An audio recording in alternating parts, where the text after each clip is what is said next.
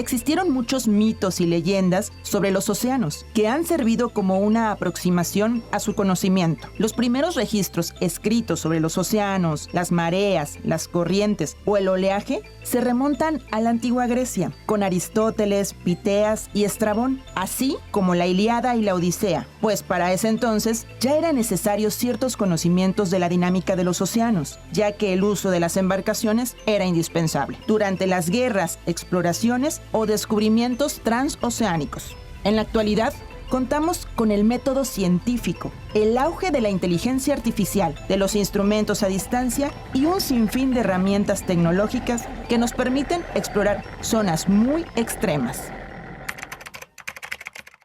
Significa que nos dedicamos a estudiar las características físicas del mar, es decir, las corrientes, los movimientos de agua, así como la temperatura y la salinidad en toda la columna de agua, que se comporta de forma diferente.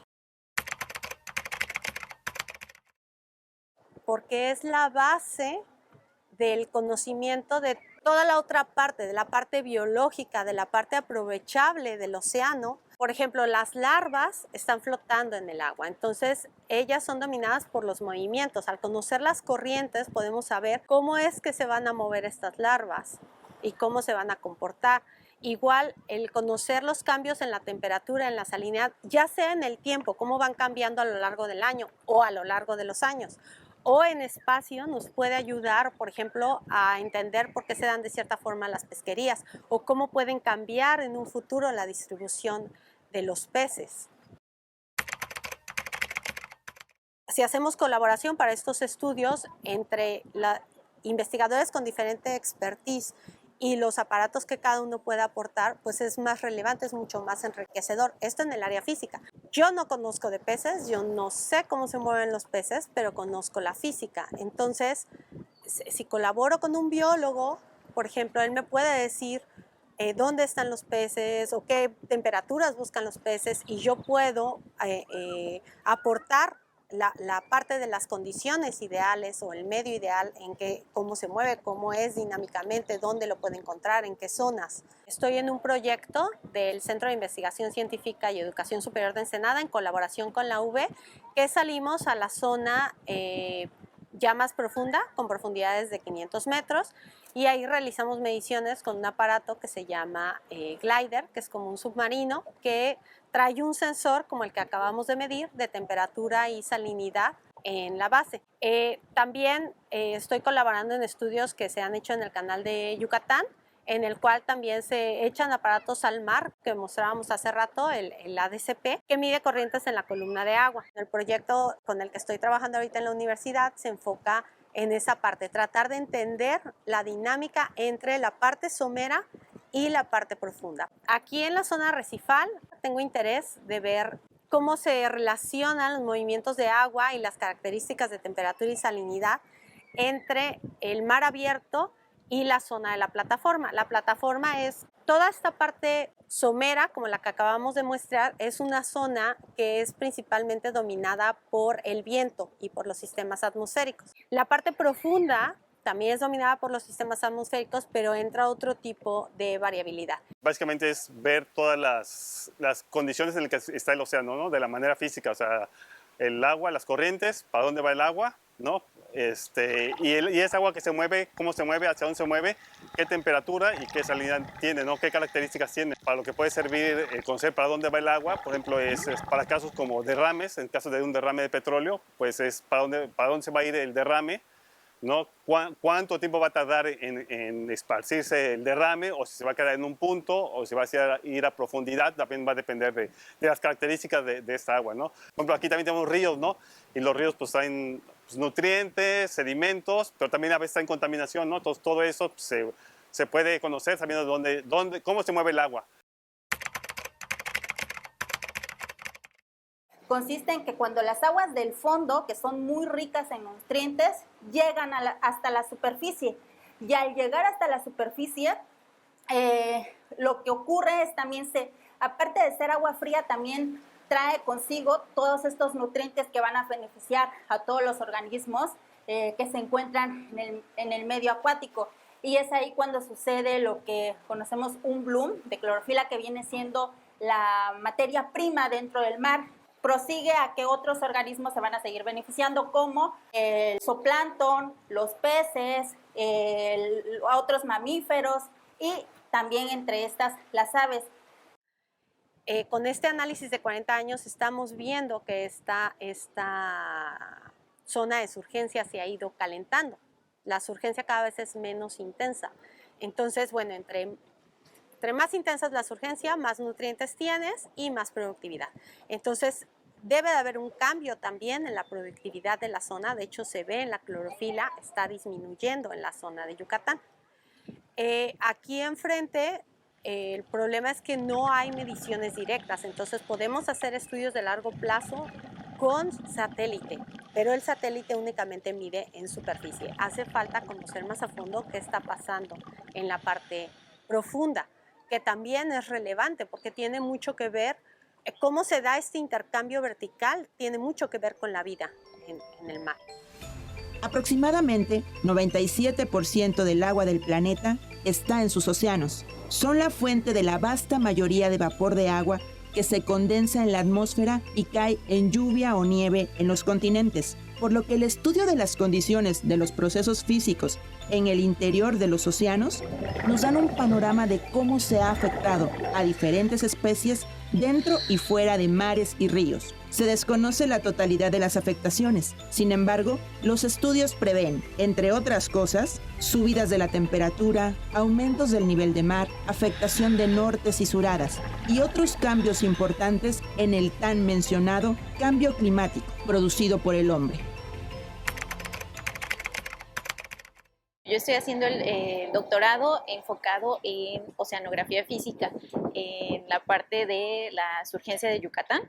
Esta surgencia pues es muy importante para la región porque es un fenómeno físico-biológico, se origina por la corriente en la zona de Yucatán, que es una corriente muy intensa y al final va a traer agua fría y rica en nutrientes, y esto pues va a ser muy importante para las pesquerías principalmente de la región. Hacer un análisis de esas masas de agua en la zona de Yucatán y después hacerlo aquí en el Golfo nos puede dar una idea de si esas aguas llegaron hasta esta zona de Veracruz, y también el hacer un análisis como temporal, es decir, a través del tiempo en las dos zonas se puede ver que se ha estado modificando a través del tiempo, justamente también pues con el cambio climático, si se tiene una serie de tiempo lo suficientemente larga. Por ejemplo, estos datos de la DCP, que fueron los que utilizaron, son similares a los datos a los que yo estoy utilizando en el canal de Yucatán, que son los datos que nos dicen pues la información de las corrientes marinas y principalmente es el origen de esta surgencia en la zona. Mi área de estudio es en Arrecife Alacranes, se encuentra en Yucatán, como a 20 kilómetros de la población de Cizal. Entonces ahí anidan 9 especies de aves marinas. Entonces son precisamente en estas 9 especies en las que me estoy enfocando en analizar cómo ha cambiado el número de nidos que se han contabilizado en estas islas, y así precisamente para darnos una idea de cómo está el arrecife. Mi proyecto de investigación consiste en analizar la temperatura superficial del mar durante 30 años y a la vez la concentración de la clorofila, y de esta manera vincularlo indirectamente con las aves marinas. Bueno, ¿por qué digo indirectamente? Precisamente porque la temperatura superficial del mar o la concentración nos pueden dar una idea de cómo puede cambiar la población de en este caso de las aves marinas. Estas aves normalmente suelen anidar en islas, islotes o risgos, y estas islas resulta que cuando viene alguna tormenta tropical, un huracán, nos protegen a nosotros, protegen a la población que está cerca de la costa. Entonces, el monitorear a las aves, el saber cómo va su población, es decir, si va aumentando o va disminuyendo, nos puede dar una idea de cómo se encuentra la isla o el islote o el risco donde estas están anidando, y precisamente nos puede decir qué tanto hemos cuidado de este medio, qué tanto nos puede proteger, si nos va a seguir protegiendo, no nos va a seguir protegiendo, y así crear medidas de conservación para que estas islas sigan siendo la protección principalmente de nosotros, los humanos que vivimos cerca de la costa. Mi tema de tesis está enfocado a los nortes y las suradas en el suroeste del Golfo de México. Como sabemos, los nortes han sido más estudiados que las suradas. Los nortes detienen completamente la navegación, pero se ha encontrado que las suradas, los vientos de suradas son tan intensos que también pueden afectar la navegación y eso repercute tanto económicamente a la zona. Estoy tratando de encontrar las condiciones del océano pueden modular localmente mis fenómenos y su comportamiento en el suroeste del Golfo de México. En este momento me encuentro analizando con datos de satélite primero mis fenómenos en un periodo de estudio de alrededor de 12 años y voy a ver primero los fenómenos tanto de nortes y suradas y voy a encontrar cómo se relacionan y si existe una relación entre ellos y tratar de describir si una puede modular al otro. Es decir, si el norte puede modular si mis eventos de surada pueden modular mis eventos de norte y cómo se comportan en el suroeste del Golfo de México. Esta corriente que pasa por Yucatán da la vuelta a todo el mundo, es parte de un giro del tamaño de todo el Atlántico, que da la vuelta en el Atlántico Norte. Hay un giro como estos en cada océano, en el hemisferio norte y en el hemisferio sur. Entonces, esta corriente entra al canal de Yucatán y bueno, gracias a esta corriente Europa no se congela. Es de lo más relevante para el intercambio de calor a nivel del planeta. Y ya a nivel más local, esta corriente presenta como un pequeño giro que se va cerrando, se le llama de hecho ahorcamiento, se va ahorcando en inglés, y libera un remolino que trae agua del Caribe. Viaja hacia esta zona, la zona norte. Este giro llega a la plataforma, como son remolinos muy profundos, imagínate, son remolinos que tienen 1000 metros de profundidad. Y son remolinos muy intensos, con velocidades muy intensas. Y son remolinos calientes. Entonces, al llegar a la plataforma, no pueden ir más allá, pero se mantienen donde tienes profundidades alrededor de 1000 metros. Pero estos remolinos intercambian agua con la zona somera, con la zona de plataforma, y son muy relevantes para el intercambio de calor en esta zona. A su vez, en la parte sur, al sur de esta zona, tienes la bahía de Campeche, que es donde está la parte sur de Veracruz y donde está el sistema arrecifal veracruzano. En esa zona no llegan los remolinos de la corriente de Lazo, pero sí hay un remolino que gira en el sentido contrario y es un remolino frío. Tienes un remolino girando hacia un lado, caliente en el norte, y uno hacia el otro lado, frío en la parte sur. Este remolino caliente ayuda a forzar o a hacer que el remolino frío vaya más rápido. ¿Okay? Al tener este remolino no siempre está, es semipermanente y puede ser forzado por el viento y puede ser forzado por la interacción con remolinos de la corriente de Lazo. Al tener remolinos intensos tienes también agua más fría. Estos remolinos fríos son fríos porque presentan surgencia en el fondo, tienen agua del fondo que sube a la superficie en su centro. Y este remolino de Campeche, aunque también es un remolino muy profundo, tiene también intercambio de agua rica en nutrientes con la zona de la plataforma. Esa es la parte que estamos intentando entender. ¿Qué parte de esta agua profunda tenemos en la plataforma? Y bueno, esta sería la forma en la que se conecta el canal de Yucatán con el interior del Golfo de México.